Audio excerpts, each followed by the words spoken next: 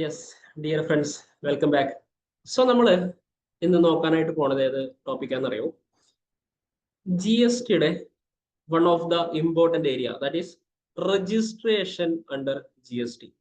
എങ്ങനെയാണ് നമ്മുടെ ജി എസ് ടിയിൽ രജിസ്ട്രേഷൻ എടുക്കുക എന്നുള്ളതിന്റെ step by step procedure, that is step by step procedure എന്ന് ഉദ്ദേശിക്കുന്നത് എന്താണെന്നറിയോ? സ്റ്റെപ്പ് ബൈ സ്റ്റെപ്പ് പ്രൊസീജിയർ എന്ന് ഉദ്ദേശിക്കുന്നത് എന്താണെന്നറിയോ? എങ്ങനെയാണ് ജി എസ് ടിയിൽ നിങ്ങൾ രജിസ്ട്രേഷൻ എടുക്കുന്നത് എന്നുള്ളത് നമ്മൾ പ്രാക്ടിക്കലി പഠിക്കാൻ വേണ്ടിയിട്ട് പോവാണ്. തിയററ്റിക്കലി മേ ബി നിങ്ങൾ ഒരുപാട് ടോപ്പിക്കുകൾ പഠിച്ചിട്ടുണ്ടാവും. രജിസ്ട്രേഷൻ റിലേറ്റ് ചെയ്തിട്ട് ഒരുപാട് കാര്യങ്ങൾ നിങ്ങൾ തിയററ്റിക്കലി പഠിച്ചിട്ടുണ്ടാവും. ആ തിയററ്റിക്കൽ കോൺസെപ്റ്റ് അല്ല, നമ്മൾ ഇതിന്റെ പ്രാക്ടിക്കൽ വശമാണ് നോക്കാനായിട്ട് പോണത്. ഓക്കെ, ഫസ്റ്റ് ഓഫ് ഓൾ നമ്മൾ രജിസ്ട്രേഷൻ എന്ന് പറയുന്ന ഒരു ടോപ്പിക്കിന്റെ പ്രാക്ടിക്കൽ ഏരിയാസിലോട്ട് പോകുന്നതിന് മുന്നേ ഇത് റിലേറ്റ് ചെയ്തിട്ട് കുറച്ച് തിയറട്ടിക്കൽ ഏരിയാസ് നമ്മൾ നോക്കാനായിട്ടുണ്ട്. കുറച്ച് തിയറട്ടിക്കൽ കോൺസെപ്റ്റുകൾ നമ്മൾ നോക്കാനായിട്ടുണ്ട്. എന്നാൽ മാത്രമേ നമ്മൾ പ്രാക്ടിക്കലി ഇറങ്ങി ചെന്നിട്ട് കാര്യമുള്ളൂ എന്നർത്ഥം. തിയറട്ടിക്കലി എന്താണ് രജിസ്ട്രേഷൻ നമ്മൾ നോക്കുന്നതെന്ന് അറിയോ? അണ്ടർ ജി എസ് ടി നമ്മൾ രജിസ്ട്രേഷൻ എടുക്കുന്നതില്ലേ 3 സിറ്റുവേഷൻസിലാണ്, അല്ലെങ്കിൽ 3 കേസസുകളാണ് നമുക്ക് രജിസ്ട്രേഷനിൽ പറയാനുള്ളത്. First one is turn over exceeds 20 lakhs. എന്താണെന്ന് പറയാട്ടോ, എന്താണ് ഈ ടേൺ ഓവർ എക്സീഡ്സ് 20 lakhs എന്ന് പറയാം. Second one is voluntary registration and the last one is compulsory registration. One by one എന്താണെന്നുള്ളത് നമുക്ക് നോക്കാം. ഫസ്റ്റ് തിങ് എന്താണ്? ടേൺ ഓവർ എക്സീഡ്സ് 20 lakhs എന്നുള്ളതാണ് ഫസ്റ്റ് നമ്മൾ പറയുന്നത്. എന്താ സംഭവം എന്നറിയോ? നിങ്ങളൊരു ബിസിനസ് സ്റ്റാർട്ട് ചെയ്തു. ഓക്കെ, ഒരു ബിസിനസ് സ്റ്റാർട്ട് ചെയ്തു. ബിസിനസ് സ്റ്റാർട്ട് ചെയ്യാൻ വേണ്ടിയിട്ട് പോണ ആ ഒരു ടൈമിൽ തന്നെ നിങ്ങൾ രജിസ്ട്രേഷൻ എടുക്കേണ്ട ആവശ്യമുണ്ടോ? Answer is no. നിങ്ങളുടെ ബിസിനസ് റൺ ചെയ്തിട്ട് ബിസിനസിന്റെ ടേൺ ഓവറില്ലേ, ബിസിനസിന്റെ ടേൺ ഓവർ ഒരു വർഷം, ഒരു ഫിനാൻഷ്യൽ ഇയറിലെ നിങ്ങളുടെ അഗ്രിഗേറ്റ് ടേൺ ഓവർ, ബിസിനസിന്റെ ടേൺ ഓവറിനെ നമ്മൾ അഗ്രിഗേറ്റ് ടേൺ ഓവർ എന്ന് നമ്മൾ ഇവിടെ പറയും. അഗ്രിഗേറ്റ് ടേൺ ഓവർ എന്ന് പറഞ്ഞാൽ ഓൾ ടോട്ടൽ നിങ്ങളുടെ ടേൺ ഓവർ 20 ലക്ഷം എക്സീഡ് ആയി കഴിഞ്ഞാൽ, 20 ലക്ഷം എക്സീഡ് ആയി കഴിഞ്ഞാൽ നിങ്ങൾ ജി എസ് ടിയിൽ രജിസ്ട്രേഷൻ എടുക്കാൻ ലയബിൾ ആണ്. ഓക്കെ, 20 ലക്ഷം എപ്പോഴാണോ നിങ്ങളുടെ ടേൺ ഓവർ എക്സീഡ് ആവുന്നത്, സേ ഫോർ എക്സാമ്പിൾ നമ്മൾ പറയണം 1/1/2025 നിങ്ങളുടെ രജിസ്ട്രേഷൻ ലിമിറ്റ് 20 ലക്ഷം എക്സീഡ് ചെയ്യുന്നതെന്ന് വിചാരിക്കും, അല്ലെങ്കിൽ ടേൺ ഓവർ ലിമിറ്റ് 20 ലക്ഷം ക്രോസ് ചെയ്യുന്നതെന്ന് വിചാരിക്കും. Which means registration limit exceed ആയി എന്നാണല്ലോ. എപ്പോഴാണ് നിങ്ങൾ രജിസ്ട്രേഷൻ എടുക്കേണ്ടത് എന്ന ചോദ്യത്തിന്റെ ആൻസർ ആണ്, എപ്പോഴാണ് നിങ്ങളുടെ ടേൺ ഓവർ 20 ലക്ഷം എക്സീഡ് ആവുന്നത് അവിടുന്ന് വിത്തിൻ 30 ഡേയ്സിനുള്ളിൽ, അവിടുന്ന് വിത്തിൻ 30 ഡേയ്സിനുള്ളിൽ നിങ്ങൾ രജിസ്ട്രേഷന് ആപ്ലിക്കേഷൻ കൊടുക്കണം. വിത്തിൻ 30 ഡേയ്സിനുള്ളിൽ, അതായത് ലാസ്റ്റ് ഡേറ്റ് ഓഫ് രജിസ്ട്രേഷൻ എന്ന് പറയുന്നത് 31st 2025 ആണെന്ന് അർത്ഥം. ഓക്കെ, മനസ്സിലായല്ലോ? 30th of 1st, that is January 30-നുള്ളിൽ നിങ്ങൾ എന്ത് ചെയ്യണം? രജിസ്ട്രേഷൻ എടുക്കണം. എപ്പോഴാണോ ക്രോസ് ചെയ്യുന്ന അന്ന് മുതൽ 30 ദിവസത്തിനുള്ളിൽ നിങ്ങൾ എന്ത് ചെയ്യണം? രജിസ്ട്രേഷന് ആപ്ലിക്കേഷൻ കൊടുക്കണം വിത്തിൻ 30 ഡേയ്സ്. അങ്ങനെ ആപ്ലിക്കേഷൻ കൊടുത്തിട്ടില്ലെങ്കിലാണ് ലോ വയലേറ്റ് ആവുന്നത്. ഓക്കെ, അതാണ് ഫസ്റ്റ് സിറ്റുവേഷൻ. ടേൺ ഓവർ എപ്പോഴാണ് 20 ലക്ഷം എക്സീഡ് ചെയ്യുന്നത്. ഇതിൽ തന്നെ കുറച്ചും കൂടെ എൻഹാൻസ്ഡ് നോളജ് പ്രൊവൈഡ് ചെയ്യാന്ന് വെച്ച് കഴിഞ്ഞാൽ നിങ്ങൾ സപ്ലൈ ചെയ്യുന്നത് എന്താണ് എന്നും കൂടെ നമ്മൾ നോക്കും. ഓക്കെ, ദാറ്റ് ഈസ് ഗുഡ്സ് ആണോ സപ്ലൈ ചെയ്യുന്നത്, അതോ സർവീസസ് ആണോ സപ്ലൈ ചെയ്യുന്നത്, അതോ ഗുഡ്സും ഉണ്ട് അതേപോലെ തന്നെ സർവീസസ് ഉണ്ട്, ഗുഡ്സ് പ്ലസ് സർവീസ് ആണോ നിങ്ങളുടെ പരിപാടി? സർവീസ് മാത്രമാണ് നിങ്ങൾ സപ്ലൈ ചെയ്യുന്നതെങ്കിൽ നമ്മൾ ഈ പറഞ്ഞതുപോലെ 20 lakhs ആണ് നിങ്ങളുടെ ടേൺ ഓവർ ലിമിറ്റ്. ഇനി ഗുഡ്സും അതിന്റെ കൂടെ സർവീസും നിങ്ങൾ സപ്ലൈ ചെയ്യുന്നുണ്ടെങ്കിലും നിങ്ങളുടെ ടേൺ ഓവർ ലിമിറ്റ് 20 lakhs തന്നെയാണ്. ഫോർ എക്സാമ്പിൾ, നിങ്ങൾ മൊബൈൽ ഫോൺ സെയിൽ ചെയ്യുന്നുണ്ട്, അതിന്റെ കൂടെ സെയിം ഷോപ്പിൽ നിന്ന് ഇതേ മൊബൈൽസ് സർവീസും ചെയ്യുന്നുണ്ട്, അപ്പൊ ഗുഡ്സ് പ്ലസ് സർവീസ് ആയില്ലേ? പ്യുവർ സർവീസ് എന്ന് പറഞ്ഞു കഴിഞ്ഞാൽ നമുക്കറിയാം, എക്സാമ്പിൾ എഡ്യൂക്കേഷണൽ സർവീസ് പറയാം, പ്യുവർ സർവീസ് ആണ്. ഗുഡ്സ് പ്ലസ് സർവീസ് എന്ന് പറഞ്ഞാൽ എന്താ? മൊബൈൽ ഫോൺ വിൽക്കുന്നു, അതിന്റെ കൂടെ അത് സർവീസും കൂടെ ചെയ്യുന്നു. അല്ലെങ്കിൽ ക്ലോത്ത് മെറ്റീരിയൽസ് വിൽക്കുന്നു, ടെക്സ്റ്റൈൽ ഷോപ്പാണ്, ക്ലോത്ത് മെറ്റീരിയൽസ് വിൽക്കുന്നു, അതിന്റെ കൂടെ നിങ്ങൾ അതിന്റെ സ്റ്റിച്ചിങ് യൂണിറ്റും കൂടെ റൺ ചെയ്യുന്നു, അടിച്ചു കൊടുക്കുന്നു, തയ്ച്ചു കൊടുക്കുന്നു നടന്നു. ഓക്കെ, ഇത്തരത്തിലുള്ള സിറ്റുവേഷൻസ് അറിയാലോ. ഇനി ഗുഡ്സ് മാത്രം സെയിൽ ചെയ്യുന്ന ഒരു ഷോപ്പ് ആണെങ്കിലോ, ഗുഡ്സ് മാത്രമേ ഉള്ളൂ, ദാറ്റ് ഈസ് എന്താ നമ്മൾ പറയാം? എക്സാമ്പിൾ ആയിട്ട് നമുക്ക് പറയാം നമ്മുടെ സൂപ്പർ മാർക്കറ്റ് അല്ലെ, സൂപ്പർ മാർക്കറ്റ്സ്, ചെറിയ ചെറിയ അനാദി കടകൾ, ഇതൊക്കെ നമുക്ക് ഗുഡ്സ് മാത്രം സെയിൽ ചെയ്യുന്ന ഷോപ്പ് എന്ന് പറയാലോ. ഗുഡ്സ് മാത്രം സെയിൽ ചെയ്യുന്ന ഒരു ഷോപ്പാണെന്നുണ്ടെങ്കിൽ, ഗുഡ്സ് മാത്രം സെയിൽ ചെയ്യുന്ന ഒരു ഷോപ്പാണെന്നുണ്ടെങ്കിൽ നിങ്ങളുടെ turnover limit will be not 20 lakhs, that is 40 lakhs ആണ്. 40 lakhs ആണ് നിങ്ങളുടെ ടേൺ ഓവർ ലിമിറ്റ് വരുന്നത്. ഓക്കെ അല്ലേ? സിറ്റുവേഷൻസ് ക്ലിയർ ആയില്ലേ? നമ്മൾ രജിസ്ട്രേഷൻ എടുക്കേണ്ട ഒന്നാമത്തെ സിറ്റുവേഷൻ ആണ് പറഞ്ഞത് ടേൺ ഓവർ എക്സീഡ്സ് 20 lakhs. എപ്പോഴാണ് നിങ്ങളുടെ അഗ്രഗേറ്റ് ടേൺ ഓവർ 20 ലക്ഷം എക്സീഡ് ചെയ്യുന്നത് നിങ്ങൾ രജിസ്ട്രേഷൻ എടുക്കാൻ ലയബിൾ ആണ്. വിതിൻ 30 ഡേയ്സിനുള്ളിൽ രജിസ്ട്രേഷൻ ആപ്ലിക്കേഷൻ കൊടുത്താൽ മതി. പക്ഷെങ്കിൽ നിങ്ങൾ ഗുഡ്സ് മാത്രം സെയിൽ ചെയ്യുന്ന ഒരു സ്ഥാപനമാണെങ്കിൽ നിങ്ങളുടെ turnover limit will be 40 lakhs. ഇനി സർവീസും ഉണ്ട് ഗുഡ്സും ഉണ്ട് എന്നാണെങ്കിൽ നിങ്ങളുടെ turnover limit will be 20 lakhs. Service മാത്രമാണെങ്കിലും എന്താണ് 20 lakhs. ഓക്കെ അല്ലേ? ഇനിയില്ലേ രണ്ടാമത്തെ സിറ്റുവേഷൻ ആണ് voluntary registration. What is voluntary registration? Voluntary registration എന്ന് പറഞ്ഞു കഴിഞ്ഞാൽ സ്വമേധയാ പോയിട്ട് രജിസ്ട്രേഷൻ എടുക്കാം. അതായത് ടേൺ ഓവർ 20 ലക്ഷം എക്സീഡ് ആയിട്ടൊന്നുമില്ല, ബിസിനസ് ഞാൻ സ്റ്റാർട്ട് ചെയ്യാനായിട്ട് പോണതേ ഉള്ളൂ, എന്നിരുന്നാലും ഞാൻ പറയാണ് എനിക്ക് രജിസ്ട്രേഷൻ വേണം. ബിസിനസ് ഒന്നും സ്റ്റാർട്ട് ചെയ്തിട്ടൊന്നുമില്ല, ബിസിനസ് ഞാൻ കമൻസ് ചെയ്യാൻ പോണതേ ഉള്ളൂ എങ്കിലും അതിന് മുന്നേ തന്നെ ഞാൻ എന്ത് പറയണം, എനിക്ക് രജിസ്ട്രേഷൻ വേണം എന്ന് പറയാം. Okay, that is voluntary registration, സ്വമേധയാ രജിസ്ട്രേഷൻ എടുക്കുക. ഇനി കമ്പൽസറി രജിസ്ട്രേഷൻ ഉണ്ട്. കമ്പൽസറി രജിസ്ട്രേഷൻ എന്ന് പറഞ്ഞു കഴിഞ്ഞാൽ എന്താ, നിർബന്ധമായിട്ടും നിങ്ങൾ രജിസ്ട്രേഷൻ എടുക്കണം. അതില്ലേ ഏകദേശം ഒരു 10-11 കാറ്റഗറീസ് ഓഫ് ആൾക്കാരുടെ പേര് നമുക്ക് ഇവിടെ പഠിക്കാനുണ്ട്. ആക്ച്വലി നിങ്ങൾ അതിന്റെ അതിൻ്റെ പോകേണ്ട ആവശ്യമൊന്നുമില്ല, ജസ്റ്റ് നിങ്ങളുടെ അറിവിന് വേണ്ടിയിട്ട് പറഞ്ഞു മാത്രം. കമ്പൽസറി രജിസ്ട്രേഷൻ എടുക്കേണ്ട കുറച്ച് ആൾക്കാരുണ്ട് എന്നർത്ഥം. അതായത് നിങ്ങളുടെ അഗ്രഗേറ്റഡ് ടേൺ ഓവർ 20 ലക്ഷം ഒന്നും എക്സീഡ് ആയിട്ടൊന്നുമില്ല. ഈവൻ ദോ നിങ്ങളുടെ turn over is just 5 rupees ആണെങ്കിലും നിങ്ങൾ കമ്പൽസറി പോയിട്ട് രജിസ്ട്രേഷൻ നിർബന്ധമായിട്ടും രജിസ്ട്രേഷൻ എടുക്കണം. ഇവിടെ വളണ്ടറി രജിസ്ട്രേഷനിൽ നമ്മൾ എന്താ പറയുക, ടേൺ ഓവർ എക്സീഡ് ആയിട്ടില്ല, അങ്ങനെയാണെങ്കിൽ വേണമെങ്കിൽ എടുത്താൽ മതി, നിർബന്ധമൊന്നുമില്ല. വളണ്ടറി സ്വമേധയാ നിങ്ങൾക്ക് വേണമെങ്കിൽ പോയിട്ട് എടുക്കാം, അതാണ് വളണ്ടറി രജിസ്ട്രേഷൻ. ഇനി കമ്പൽസറി രജിസ്ട്രേഷനോട്ട് വരുന്ന സമയത്ത് എന്താ ഡിഫറൻസ്? ഇവിടെ നിർബന്ധമായിട്ടും നിങ്ങൾ എടുക്കണം. ഓക്കെ, ഈവൻ ദോ നിങ്ങളുടെ ടേൺ ഓവർ 20 ലക്ഷത്തിൽ താഴെ ആണെങ്കിലും നിങ്ങൾ എന്ത് ചെയ്യണം, നിർബന്ധമായിട്ടും രജിസ്ട്രേഷൻ എടുക്കണം. That is compulsory registration. Okay, ഈ രജിസ്ട്രേഷൻസ് ഒക്കെ നിങ്ങൾ ഒബ്റ്റെയിൻ ചെയ്യുന്നത് നമ്മുടെ കോമൺ പോർട്ടൽ വഴിയാണ്. കോമൺ പോർട്ടൽ എന്ന് പറഞ്ഞാൽ എന്താണെന്ന് അറിയോ? സിംപ്ലി പറഞ്ഞു കഴിഞ്ഞാൽ നമ്മുടെ വെബ്സൈറ്റിനെയാണ് നമ്മൾ കോമൺ പോർട്ടൽ എന്ന് വിളിക്കുന്നത്. ഈ കാണുന്ന വെബ്സൈറ്റിനെയാണ് നമ്മൾ എന്ന് വിളിക്കുന്നത് കോമൺ പോർട്ടൽ എന്ന് വിളിക്കുന്നത്.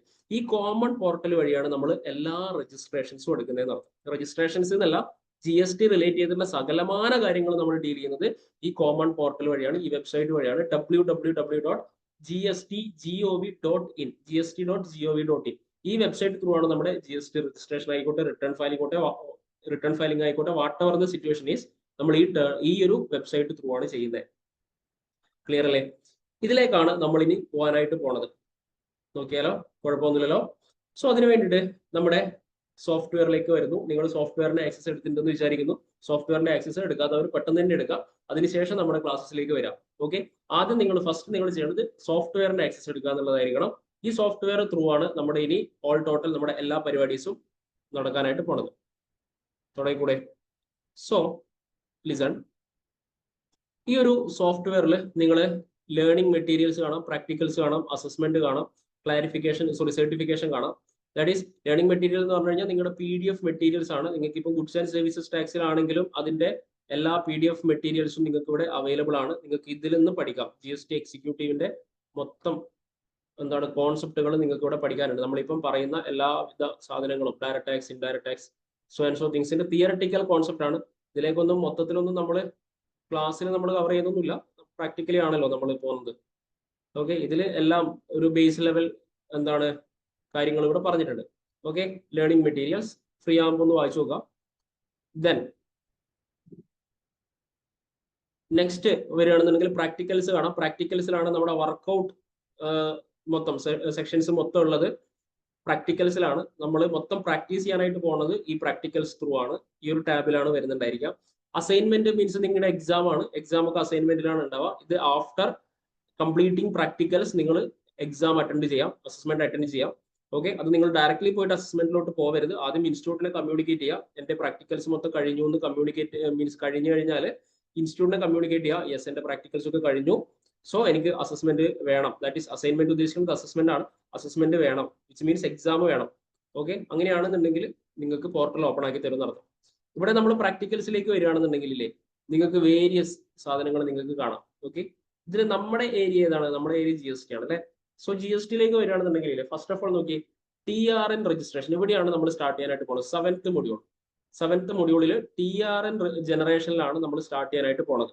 ഓക്കെ, ബിഫോർ ദാറ്റ് TRN ഒക്കെ സ്റ്റാർട്ട് ചെയ്യുന്നതിന് മുന്നേ എന്താണ് ഈ TRN അല്ലെങ്കിൽ എന്താണ് ഈ രജിസ്ട്രേഷൻ, ഇനി അങ്ങോട്ട് സംഭവിക്കാൻ പോണത് എന്നുള്ളതിനെ പറ്റിയിട്ട് ഒരു ഐഡിയ വേണ്ടേ. അതിന് വേണ്ടിയിട്ട് നമ്മുടെ GST രജിസ്ട്രേഷൻ എടുക്കുന്നതിന്റെ ഒരു സ്റ്റെപ്പ് ബൈ സ്റ്റെപ്പ് പ്രൊസീജിയർ ഞാൻ തിയറട്ടിക്കലി ഒന്ന് എക്സ്പ്ലെയിൻ ചെയ്ത് തരാം. അതായത് എന്താണ് ഇവിടെ ആക്ച്വലി സംഭവിക്കുന്നത് എന്നുള്ളതിന്റെ concept, theoretical in the sense concept, core concept ഞാൻ എക്സ്പ്ലെയിൻ ചെയ്യാം.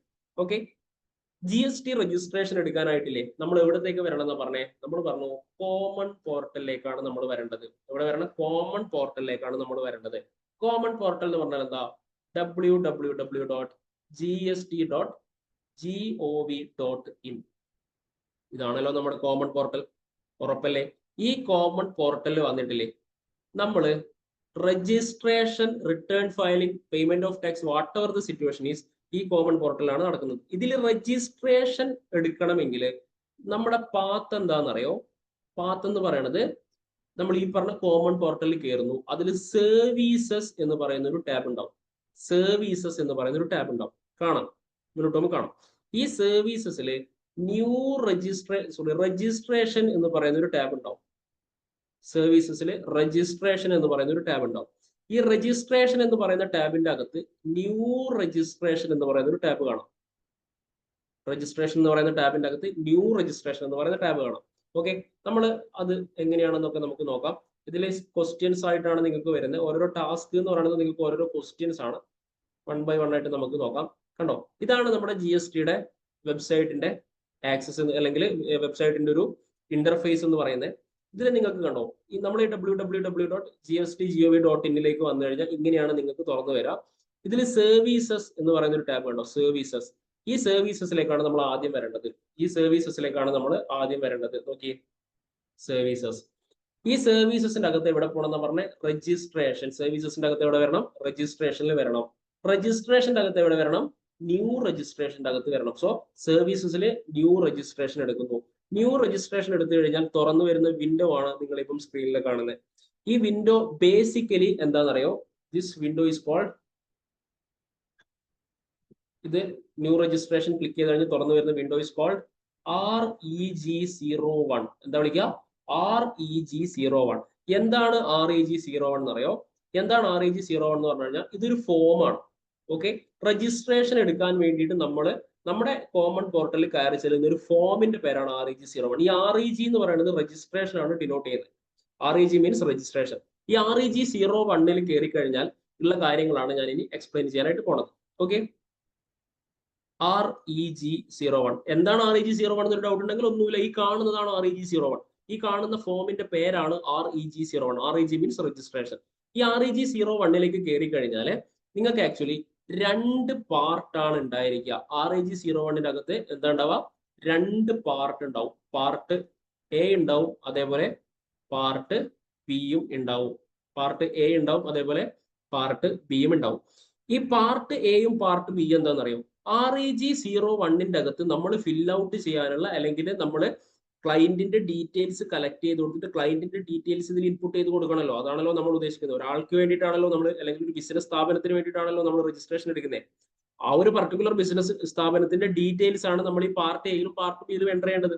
ഓക്കെ, അപ്പൊ പാർട്ട് എയിൽ നമ്മൾ എൻ്റർ ചെയ്യാനായിട്ട് പോണത് എന്താണ്? പാർട്ട് ബിയിൽ നമ്മൾ എൻ്റർ ചെയ്യാനായിട്ട് പോണത് എന്താണെന്നുള്ളതാണ് നമ്മൾ ഇനി നോക്കേണ്ടത്. നമ്മുടെ ഫസ്റ്റ് ക്വസ്റ്റ്യൻ പ്രകാരം ആൽവിൻ തോമസ് എന്ന് പറയുന്ന ഒരാളുടെ ഡീറ്റെയിൽസ് ആണ് നമുക്ക് ഇവിടെ തന്നിട്ടുള്ളത്. ആരുടെ ഡീറ്റെയിൽസ് ആണ്? Mister Alvin Thomas is doing so and so things. നമുക്ക് അതിലെ ക്വസ്റ്റ്യനിലേക്ക് വരാം.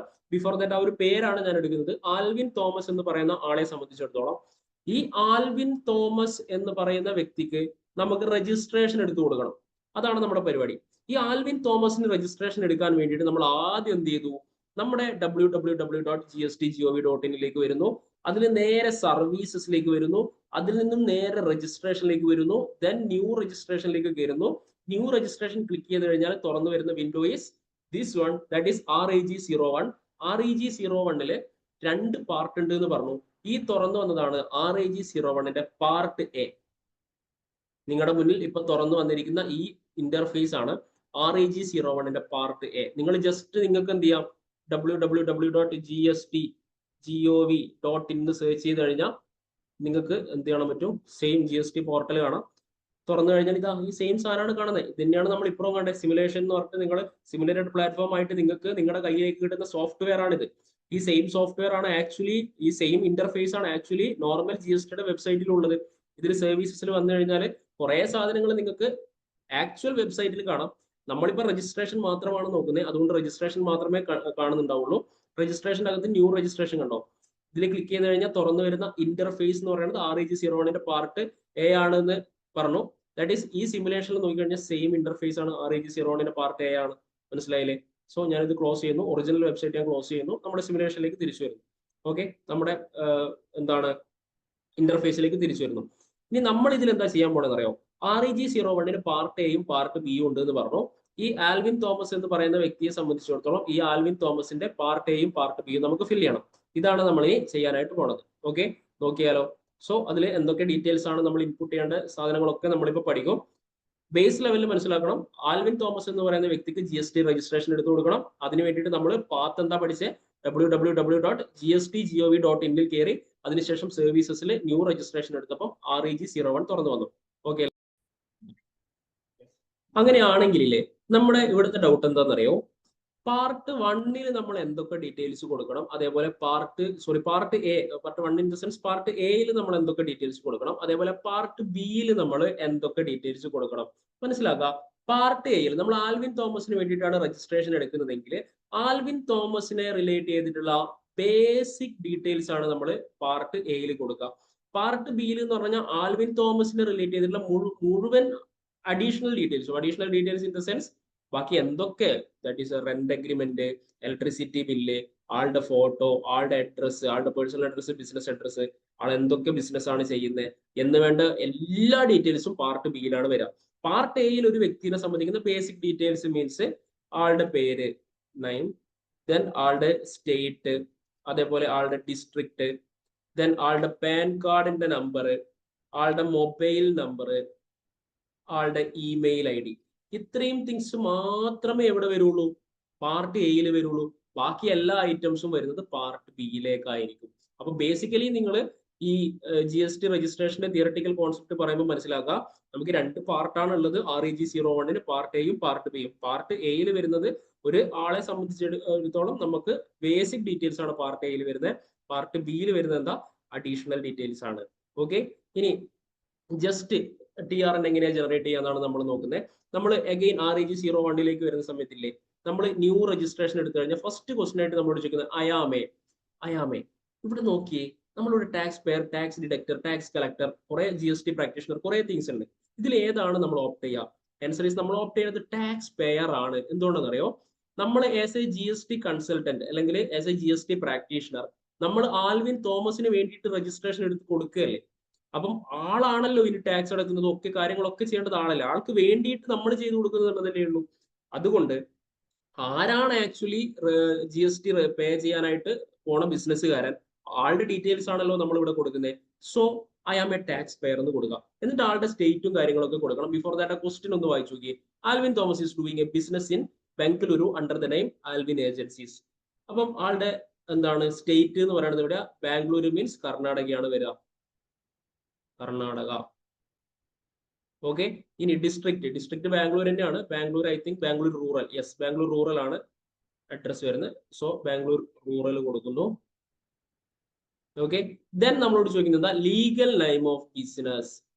ലീഗൽ നെയിം ഓഫ് ബിസിനസ് ആണ് നമ്മളോട് ചോദിക്കുന്നത്. പക്ഷെങ്കിലില്ലേ ഇതിൽ കണ്ടോ ആസ് മെൻഷൻഡ് ഇൻ പാൻ കണ്ടോ, ഇവിടെ ലീഗൽ നെയിം ഓഫ് ബിസിനസ് എന്ന് പറയുന്നതില്ലേ, ഒരു വ്യക്തി ആൽവിൻ തോമസ് എന്ന് പറയുന്ന ഒരു ആള് ബിസിനസ് ചെയ്യുന്നുണ്ട്. ആൽവിൻ തോമസിന്റെ ബിസിനസിന്റെ പേര് എന്ന് പറയുന്നത് എന്താണ്?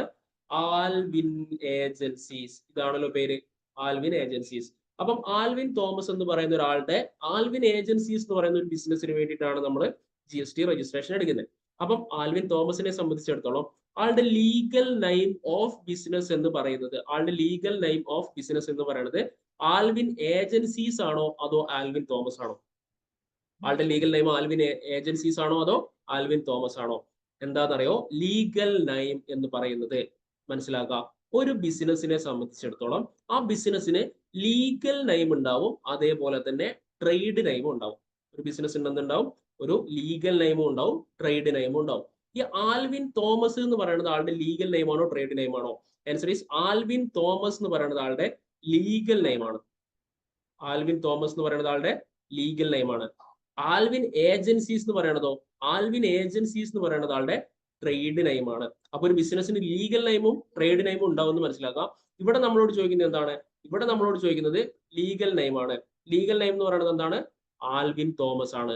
ശ്രദ്ധിക്കേണ്ട ഒരു കാര്യം എന്താണെന്ന് വെച്ച് കഴിഞ്ഞാൽ ആൽവിൻ തോമസിനെ സംബന്ധിച്ചിടത്തോളം ആൽവിൻ തോമസ് എന്ന് പറയുന്ന ഇദ്ദേഹത്തിന്റെ പേര് കോപ്പി പേസ്റ്റ് ചെയ്യുന്ന സമയത്ത് വളരെ സൂക്ഷിക്കണം. കോപ്പി പേസ്റ്റ് ചെയ്യുന്ന സമയത്ത് നമ്മൾ സ്പേസ് വരാതെ ശ്രദ്ധിക്കാം. ഓക്കെ, ഇവിടെ എന്താ സംഭവിക്കാന്ന് അറിയോ? ആൽവിനെ സംബന്ധിച്ചിടത്തോളം ആൽവിന് ഒരു ഡീറ്റെയിൽസ്, നിങ്ങൾക്ക് ആൽവിനെ സംബന്ധിക്കുന്ന ഡീറ്റെയിൽസ് വാട്സപ്പിൽ അയച്ചു തരുന്നു അല്ലെങ്കിൽ മെയിൽ അയച്ചു തരുന്നു. ഇതാണല്ലോ സംഭവിക്കുക. സേ ഫോർ എക്സാമ്പിൾ ഇവർ മെയിലാണ് അയച്ചു തരുന്നതെന്ന് വിചാരിക്കും. ഓക്കെ, അല്ലെങ്കിൽ വാട്സപ്പിലാണ് അയച്ചു തരുന്നത് വിചാരിക്കും. നമ്മൾ ഇങ്ങനെ കോപ്പി പേസ്റ്റ് ചെയ്യില്ലേ? ഇവിടുന്ന് കോപ്പി ചെയ്യുന്നു, ഇവിടെ പേസ്റ്റ് ചെയ്യുന്നു. സ്വാഭാവികമായിട്ട് സംഭവിക്കുന്നില്ലേ? അങ്ങനെ പേസ്റ്റ് ചെയ്ത് കഴിഞ്ഞാൽ നിങ്ങൾ ശ്രദ്ധിച്ചു നോക്കി, ഇവിടെ ഒരു സ്പേസ് കൂടിയ കണ്ടോ? പേസ്റ്റ് ചെയ്യുന്ന സമയത്ത് ഈ സ്പേസ് കൂടിയതിന്റെ പ്രശ്നം എന്താണെന്ന് വെച്ച് കഴിഞ്ഞാൽ എവിടെയൊക്കെ ആൽവിൻ തോമസിന് പേരടിക്കുന്നുണ്ട് അവിടെയൊക്കെ ഒരു സ്പേസും കൂടെ എക്സ്ട്രാ അടിക്കേണ്ടതായിട്ട് വരും. അപ്പോൾ വളരെ ശ്രദ്ധിക്കണം. സ്പേസ് ഉണ്ടെന്നാണെങ്കിൽ സ്പേസ് റിമൂവ് ചെയ്ത് കളയാം. ഓക്കെ, ഇനി permanent account number. Permanent account number തന്നിട്ടില്ലേ? പാൻ കാർഡ് നമ്പർ യെസ് തന്നിട്ടുണ്ട്. അത് അടിച്ചു കൊടുക്കുന്നു. ഇമെയിൽ അഡ്രസ് അടിച്ചു കൊടുക്കുന്നു. ദെൻ മൊബൈൽ നമ്പർ അടിച്ചു കൊടുക്കുന്നു.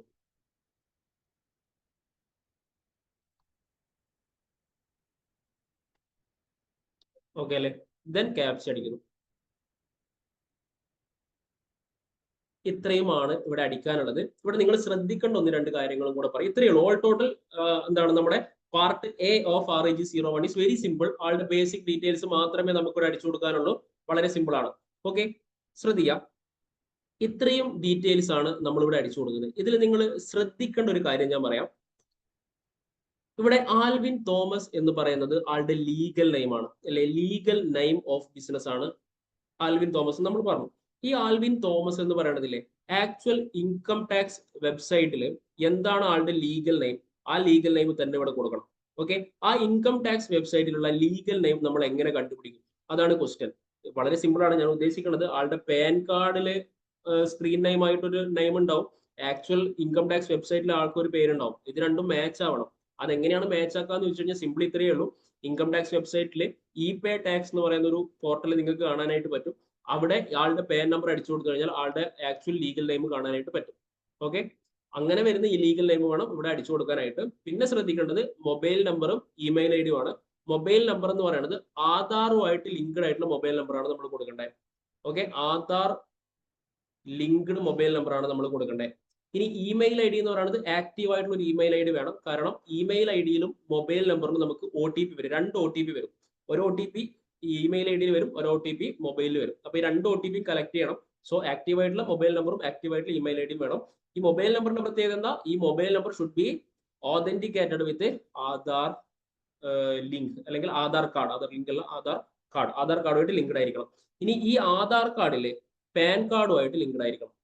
ആധാർ കാർഡ് പാൻ കാർഡുമായിട്ട് ലിങ്ക്ഡ് ആയിരിക്കണം. ഓക്കെ, ഇത്രയും കാര്യങ്ങൾ നമ്മൾ ഇവിടെ ശ്രദ്ധിക്കണം. ഓക്കെ അല്ലേ? ക്ലിയർ? അപ്പം ആൽവിൻ തോമസിനെ സംബന്ധിച്ചിടത്തോളം ഇല്ലേ, ആൽവിൻ തോമസിന്റെ പാൻ കാർഡില് ലിങ്ക്ഡ് ആയിട്ടുള്ള ആധാർ കാർഡ് നമുക്ക് വേണം. അതേപോലെ ആധാർ കാർഡിൽ ലിങ്ക്ഡ് ആയിട്ടുള്ള മൊബൈൽ നമ്പറും നമുക്ക് വേണം. ചുരുക്കം പറഞ്ഞു കഴിഞ്ഞാൽ ഇത്രയേ ഉള്ളൂ. ഓക്കെ, ഇനി പാർട്ട് എ കംപ്ലീറ്റ് ചെയ്താൽ എന്ത് സംഭവിക്കും? അതാണ് നെക്സ്റ്റ് ക്വസ്റ്റ്യൻ.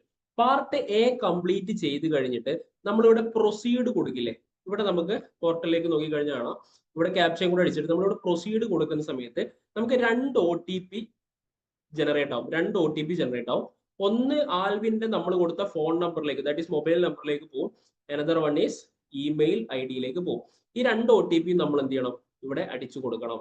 നോക്കിയേ, പ്രൊസീഡ് കൊടുത്തു കഴിഞ്ഞാൽ 2 OTP ചോദിക്കും. Mobile OTP, email OTP, 2 OTP നമ്മളിവിടെ അടിച്ചു കൊടുക്കും. ഈ 2 OTPയും അടിച്ചു കൊടുത്തു കഴിഞ്ഞാൽ എന്താ സംഭവിക്കാന്ന് അറിയോ? അവിടെ പ്രൊസീഡ് കാണും. ആ പ്രൊസീഡിൽ ക്ലിക്ക് ചെയ്ത് കഴിഞ്ഞാൽ എന്താ സംഭവിക്കാന്ന് വെച്ച് കഴിഞ്ഞാലേ ഒരു TRN നമ്പർ ജനറേറ്റ് ആവും. എന്ത് ജനറേറ്റ് ആവും?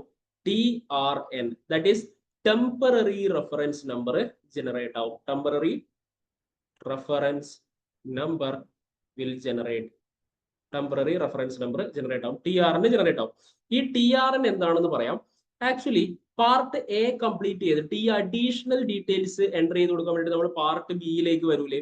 പാർട്ട് എ കംപ്ലീറ്റ് ചെയ്തതിന് ശേഷമില്ലേ പാർട്ട് ബി കംപ്ലീറ്റ് ചെയ്യാൻ വേണ്ടിയിട്ട് ഗവൺമെന്റ് നമുക്ക് അലോട്ട് ചെയ്ത ടൈം പീരീഡ് ആണ് 15 days. അതായത് പാർട്ട് എ കഴിഞ്ഞിട്ട് പാർട്ട് ബി 15 ദിവസത്തിനുള്ളിൽ ചെയ്താൽ മതി, പതുക്കെ ചെയ്താൽ മതി എന്നർത്ഥം.